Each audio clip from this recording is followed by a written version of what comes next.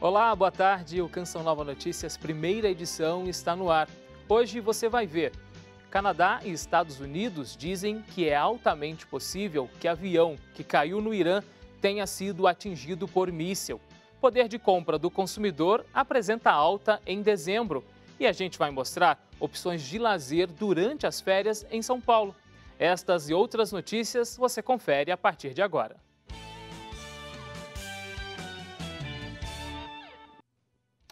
Doze horas e 30 minutos pelo horário de Brasília. É bom estarmos juntos nesta sexta-feira. Bom, a gente se encontra geralmente, depois do Sorrindo para a Vida, mas hoje, por conta do acampamento Revolução Jesus, a gente faz companhia para você no seu horário de almoço. O Papa Francisco presidiu hoje a missa na Casa Santa Marta. Na homilia, ele falou sobre como amar, inspirado na primeira carta de São Paulo. Aliás, na primeira carta do apóstolo João. João, disse o Papa, entrou no coração de Jesus, experimentou e entendeu o que é o amor. O pontífice definiu como claras duas de suas afirmações. A primeira é o fundamento do amor. Nós amamos Deus porque Ele nos amou por primeiro. O início do amor vem dele. Eu começo a amar, ou posso começar a amar, porque sei que Ele me amou primeiro. Afirmou o Papa, que prosseguiu: se Ele não nos tivesse amado, certamente nós não poderíamos amar. A segunda afirmação, sem meias palavras, do apóstolo João é esta: se alguém diz que ama a Deus, mas odeia o seu irmão, é um mentiroso. Francisco falou sobre o amor concreto, que não é um amor de laboratório, e que o amor verdadeiro deve levar a praticar o bem, a sujar as mãos nas obras de amor. Não é fácil, mas por esse caminho de fé existe a possibilidade de vencer o mundo, a mentalidade do mundo que nos impede de amar. Após a escalada de tensão entre Irã e Estados Unidos, o representante do Papa em Teherã fez um chamado ao diálogo. E em meio a esta crise, a China e os Estados Unidos chegam a um acordo parcial sobre a guerra comercial. As informações com o nosso correspondente na China, José Encarnação. Bom dia, Brasil. As tensões no Médio Oriente entre os Estados Unidos e o Irã levaram o núncio apostólico em Teherã, capital do Irã, Dom Leo Bocardi, a pedir a paz entre as duas nações. Segundo o núncio apostólico, o Papa Francisco tem rezado para que a paz no Médio Oriente, e agora mais especificamente nos últimos dias, entre o Irã e os Estados Unidos, seja uma realidade, pois só a paz pode interessar aos povos de todo o mundo, do Médio Oriente e agora, mais concretamente, aos povos do Golfo Pérsico. Recorde-se que já não é a primeira vez que os Estados Unidos tentam criar alguma tensão nos países hoje aliados da Rússia e da China, tendo já feito antes com o Qatar, que ainda hoje vive sanções económicas, como agora está a fazê-lo com mais empenho, com mais intensidade, junto do Irã. Já agora que falamos da tensão comercial entre os Estados Unidos e a China, que vai a ser assinado já neste mês de janeiro, um acordo para que as tensões comerciais entre os dois gigantes terminem de vez. Em Macau, vivemos com alguma expectativa o que vem do acordo que irá ser assinado entre a China e os Estados Unidos, uma vez que dentro de 2 anos vão ser novamente negociadas as concessões dos casinos aqui em Macau, sendo que hoje há 3 concessões que estão na mão de operadores norte-americanos. De Macau, José Miguel Encarnação para o Canção Nova Notícias. E nesta quinta-feira, os parlamentares britânicos deram a votação final ao texto que vai permitir a saída do Reino Unido da União Europeia. Foram 330 votos a favor e 231 contra. O processo segue agora para a Câmara dos Lordes e depois para a assinatura da Rainha. A União Europeia deve ratificar a saída em 29 de janeiro.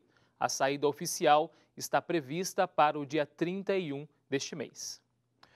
A gente continua com notícias internacionais. O francês Le Monde repercute a votação do Brexit. A manchete diz que, na Escócia, se mantém o desafio da independência enfrentado pelo Brexit de Johnson. Os separatistas conquistaram 80% dos assentos parlamentares, mas Johnson se opõe a um novo referendo e a população permanece dividida. O americano The Washington Post estampa a notícia de que a Câmara votou para limitar a capacidade do governo Trump de atacar o Irã. A resolução foi apresentada pelos democratas na Câmara. Já o espanhol El País dá destaque. Canadá e Estados Unidos apontam que um míssil iraniano abateu o avião ucraniano. O primeiro-ministro canadense diz que a hipótese vem de informações de inteligência e os Estados Unidos a consideram altamente provável. Mas Teherã diz que esta teoria não faz sentido. O acidente também é destaque na Agência Brasil. Segundo a agência de informações, 10 países já se ofereceram para ajudar na apuração das causas da queda do avião. E o presidente da Ucrânia vai discutir as circunstâncias da queda da aeronave com o secretário de Estado norte-americano Mike Pompeo. Na Venezuela, bispos se manifestam contra a eleição do novo presidente da Assembleia Nacional, Luiz Parra, e advertem sobre a ilegalidade do processo. A presidência da Conferência Episcopal da Venezuela criticou o fato de deputados chavistas terem elegido no dia 5 de janeiro Luiz Parra como presidente da Assembleia Nacional. A conferência disse que o evento é contra toda a legalidade constitucional. Durante a eleição, Juan Guaidó e deputados da oposição ao governo chavista foram proibidos de entrar no parlamento pelas tropas do regime. Guaidó, que pretendia ser reeleito presidente da Assembleia Nacional, é reconhecido por 60 países como presidente interino da Venezuela e classificou a eleição de Parra como golpe parlamentar. A Conferência dos Bispos afirmou que o evento foi vergonhoso e voltou a semear desesperança no ânimo dos venezuelanos. E denunciou ainda, como abuso de poder, o fato de deputados legitimamente eleitos pelo povo serem impedidos de entrar nas instalações da Assembleia e chamou de manifestação da ideologia totalitária daqueles que detêm o poder político. Os bispos venezuelanos lamentaram que grupos parlamentares de oposição tenham participado do evento que chamaram de duro golpe para a institucionalidade do Estado.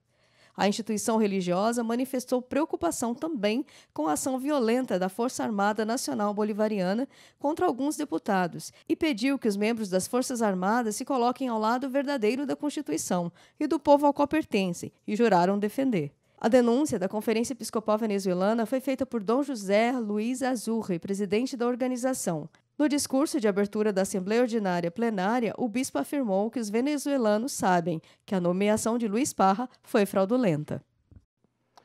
A seguir, brasileiro consome mais em dezembro, diz índice da FGV. A gente vai para o intervalo e agora com imagens de algo bem comum aqui na capital, especialmente na sexta-feira, na Vila Mariana. Sexta-feira é dia de pastel na hora do almoço. Dia quente hoje e a máxima é de 31 graus e a mínima de 21 graus.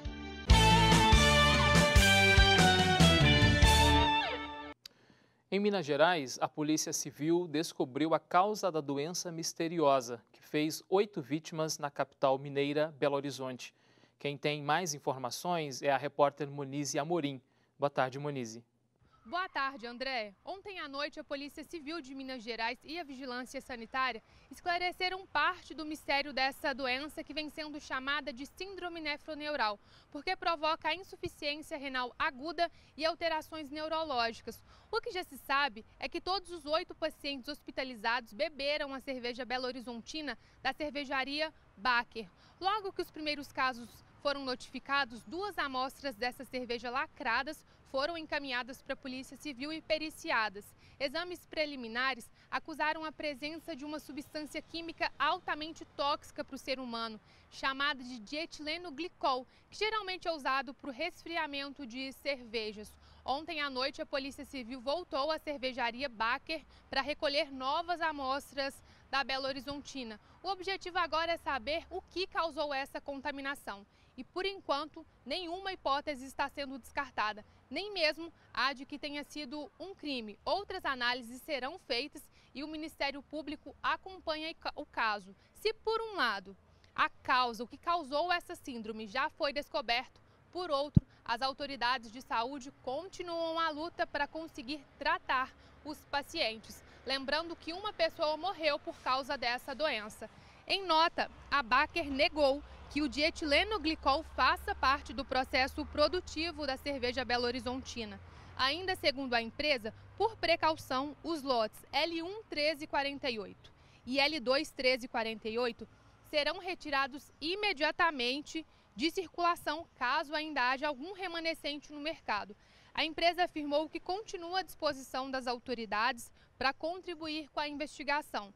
Quem tiver uma cerveja dessa marca em casa e quiser saber se ela faz parte desse lote que será recolhido, basta olhar no rótulo, logo abaixo de onde está a data de validade. É lá que está qual é o número do lote da cerveja. Só lembrando então que os lotes que serão recolhidos são L1 1348 e L2 1348. Monize Amorim para o Canção Nova Notícias. O índice de preços ao consumidor, o IPC, que é o índice que avalia o poder de compra do consumidor, subiu 0,77% em dezembro. Em novembro, o índice já havia apresentado alta de 0,49%. Isso quer dizer que as pessoas consumiram mais em 5 das 8 classes de despesas que compõem o índice. Os números foram divulgados hoje pela Fundação Getúlio Vargas.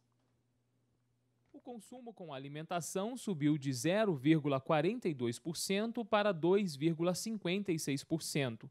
Transportes, de 0,33% para 1,17%. Saúde e cuidados pessoais, de 0,26% para 0,36%. Vestuário, que estava em 0,26%, subiu para 0,36%. E os gastos com comunicação, de 0,14% para 0,16%.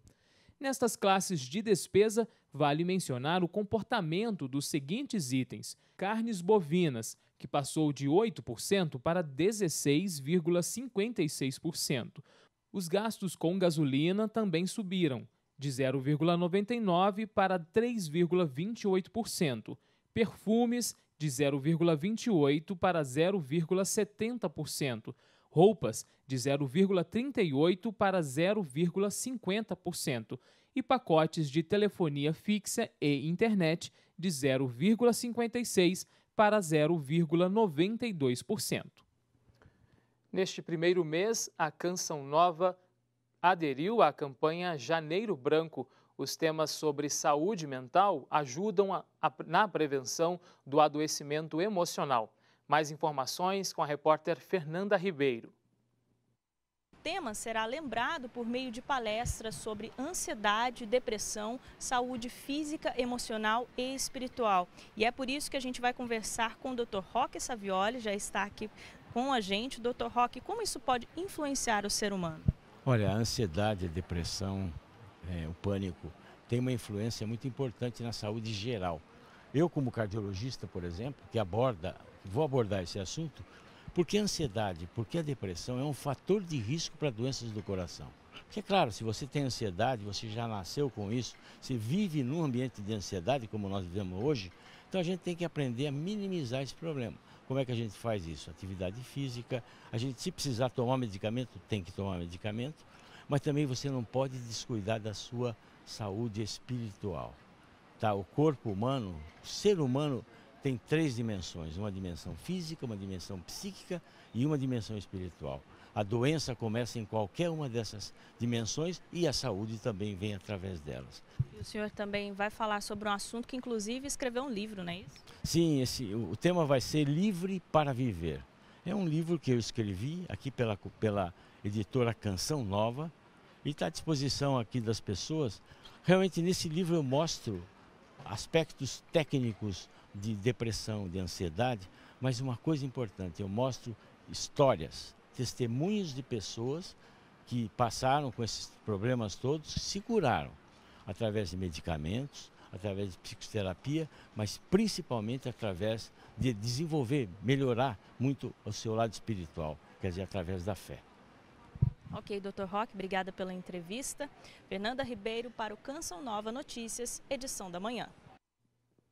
Obrigado a Fernanda pelas informações, Dr. Roque também. A seguir, você vai viajar ou vai ficar em São Paulo durante o período de férias? A gente tem dicas de atividades lúdicas para crianças na capital. A gente faz um intervalo rapidinho com as imagens da extensa Rua Vergueiro, que percorre boa parte da zona sul da capital paulista. O trânsito está bem lento nesse momento, voltando aos poucos, né? Nesse período de fim de ano, de passagem de ano, nos primeiros dias de 2020. A gente volta já.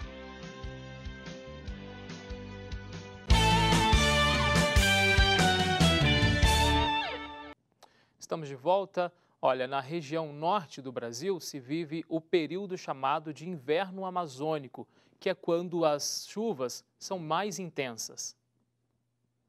As manhãs estão mais frias, com chuvisco e temperaturas amenas, mas essa previsão pode mudar a qualquer hora do dia. Nossa previsão é que pelo menos os próximos 3 meses, a gente tenha chuvas acima do normal, principalmente no caso do estado do Pará, no nordeste do estado, região metropolitana de Belém e também na região do Marajó. Por que isso deve acontecer? Basicamente em função do comportamento oceânico. Além do Pará, outros estados do norte do Brasil também estão enfrentando essa mudança climática. Principalmente na faixa litorânea, especialmente ali no noroeste do Maranhão, na parte principalmente que faz divisa com o estado do Pará, também deve ter chuvas acima do normal, assim como o sul do Amapá.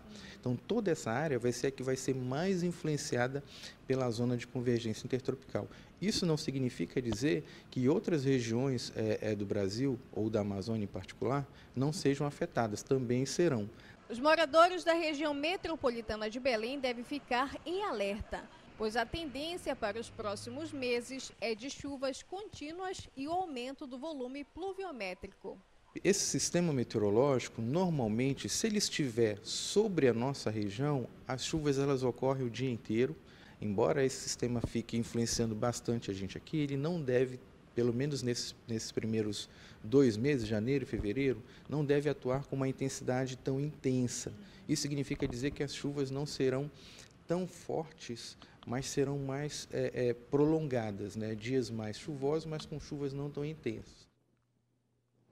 Olha, lá na Amazônia, na região amazônica, segundo os meteorologistas, o mês de janeiro deve se manter com tempo predominantemente nublado e com muita chuva. Chuvas que, inclusive, podem ser diárias até o fim do primeiro trimestre. E a gente aproveita para saber como fica a previsão do tempo em todo o país. No sul, chove desde cedo no Paraná, em Santa Catarina e norte do Rio Grande do Sul. Há risco de temporais e de ventania. Durante o fim de semana, fortes pancadas de chuva poderão ocorrer sobre o sul do Brasil. No sábado, Santa Catarina e Paraná terão várias horas com sol e chuva a partir da tarde, mas o Rio Grande do Sul tem chuva desde cedo. Para o domingo, a previsão se repete. Dia ensolarado com pancadas de chuva em São Paulo, Rio de Janeiro e Minas Gerais. Há risco de temporais na zona da Mata Mineira. O sábado terá maiores períodos com sol, mas chove a partir da tarde em todo o Sudeste. No domingo, o risco de temporais aumenta por todo o estado de São Paulo e Minas Gerais por causa da chegada de uma frente fria.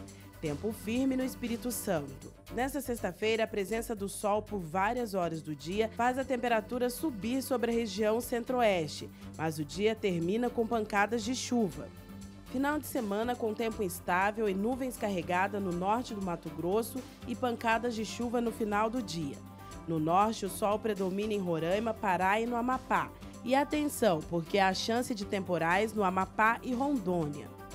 Sábado com ar seco e tempo firme no norte do Amapá, do Pará e em Roraima. Há risco de temporais no norte do Tocantins. Domingo tem chuva forte e volumosa no leste do Pará. Tempo firme no Amapá, Pará e Roraima. No Nordeste, temporais ocorrem no Ceará, interior do Rio Grande do Norte, Paraíba e norte do Piauí. A chance de chuva passageira apenas em Salvador. Sábado, com risco de temporais no Maranhão. No domingo, chove no litoral do Ceará e do Maranhão. Na Paraíba e Pernambuco, faz sol e chove no fim da tarde. A Arquidiocese de Belo Horizonte se prepara para realizar sua primeira romaria pela Ecologia Integral. Quem tem as mais informações é a repórter Monize Amorim. O local escolhido para a primeira romaria pela Ecologia Integral é a cidade de Brumadinho. A data é o dia 25 de janeiro, quando se completa 1 ano do rompimento da barragem da Vale. Para falar mais sobre esse assunto, eu converso com Dom Vicente Ferreira, que é bispo auxiliar da Arquidiocese de Belo Horizonte. Dom Vicente, o que a Arquidiocese pretende ao criar essa romaria? Primeiramente, a tomada de consciência das nossas comunidades, respondendo a todo esse movimento da nossa igreja, a partir de Papa Francisco, Laudato Si, Conferência Nacional dos Bispos do Brasil, Arquidiocese de Belo Horizonte, que insiste para que a gente tome uma nova consciência ecológica, o cuidado com a casa comum. Além disso, tem o caráter de solidariedade e memória das 272 vítimas pela barragem da Vale. Então, juntando a conscientização e a memória, também anunciar a possibilidade de um tempo novo para as nossas comunidades a partir de nossa relação com o meio ambiente. Também é possível se inscrever através de caravanas, é isso mesmo? Isso é muito importante, porque é claro que muita gente vai estar presente sem a inscrição, mas no site da Arquidiocese de Belo Horizonte há um link que possibilita a inscrição da caravana. Inclusive, muita gente já se inscreveu. Por quê? A gente sabendo o número, mais ou menos, de pessoas, nós podemos acolher de uma maneira melhor a todos que comparecerem em nossa romaria. Muito obrigado pela entrevista, Dom Vicente. Então, lembrando, a primeira romaria da Arquidiocese de Belo Horizonte pela Ecologia Integral vai ser dia 25 de janeiro, em Brumadinho, a partir das 8 horas da manhã. Quer ver mais informações e inscrever a caravana? arquidiocesebh.org.br. De Belo Horizonte, Monize Amorim para o Canção Nova Notícias. Olha, muita gente viaja em janeiro para curtir as férias. Outros tantos aproveitam os dias de descanso sem sair da cidade. Nesse caso, o que oferecer às crianças? Em São Paulo, o Museu da Imigração está com atividades específicas para os pequenos e eu fui lá conferir. Eles chegam desconfiados, mas logo a simpatia do lugar ganha-lhes a atenção. A cabana já tem morador, o caminhão, motorista. O ioiô já está entretendo até os pais da garotinha. A gente estaria dentro do apartamento fazendo algum tipo de atividade, tentando interagir de alguma forma com ela. É com muito colorido e muita brincadeira que o Museu da Imigração em São Paulo quer atrair pequenos e grandes durante as férias de janeiro.